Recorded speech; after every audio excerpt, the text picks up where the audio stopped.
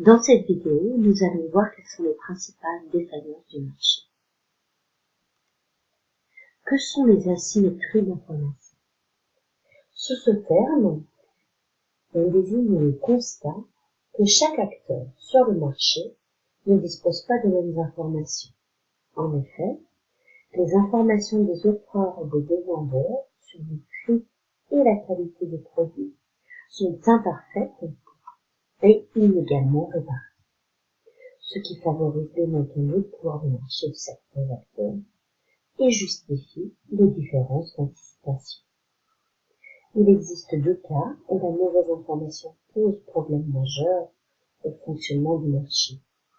Celui de la sélection adverse ou anti-sélection et celui de l'aléa moral ou risque moral. Quel problème pose l'anti-sélection? Ces problèmes ont été mis en évidence par Georgia Alcanet dans le cas particulier du marché des véhicules d'occasion, dans un article titré Market Elements, que l'on pourrait traduire marché de vieux recours.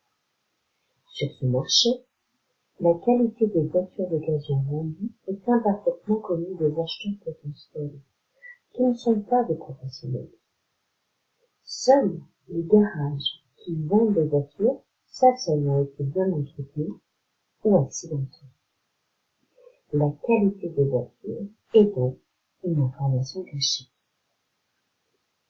Dès lors, sur ce marché, le prix a tendance à s'aligner sur le prix d'un véhicule de qualité moyenne.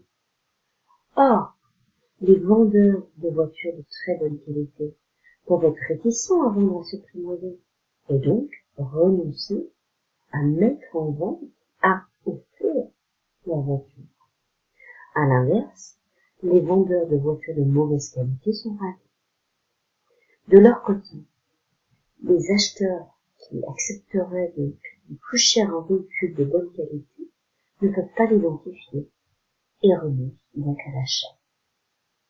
On voit bien que ce marché, du fait de l'asymétrie de l'information, et plus particulièrement